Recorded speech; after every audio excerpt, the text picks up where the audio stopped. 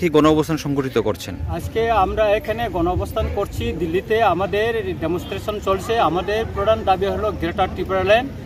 আমাদের এডিসি যতটুকু বর্তমানে আছে তার বাইরে যে টিপ্রাসা এরিয়া আছে তাকে নিয়ে আমরা গ্রেটার ত্রিপুরা ল্যান্ড এবং ভারতের সংবিধানের 2 এবং 3 ধারায় সেটাকে ফুলফিল করার জন্য আমরা আজকে এখানে গণধর্নায় বসছি এবং আমরা আশা করছি ভারত সরকার আমাদের এই দাবিকে বিবেচনা করবেন শীঘ্রই। যেহেতু আমরা সারা ত্রিপুরাসা বলতে আমরা সবাই ঐক্যবদ্ধভাবে আজকে যারা আমরা পৃথকভাবে আগে আন্দোলন করতাম তারাও আজকে সে আইপিএফটি বলেন অন্যান্য সমস্ত পার্টি আজকে আমরা ঐক্যবদ্ধভাবে এই দাবির জন্য আমরা লড়াই করছি এবং আমাদের মহারাজা প্রদীপ কিশোর মানিক্য দেববর্মার নেতৃত্বে ত্রিপুরা মথা TWF YTF সহ আমরা বিভিন্ন গণসংগঠন আজকে সম্মিলিতভাবে এই গণধর্নায় আমরা বসেছি।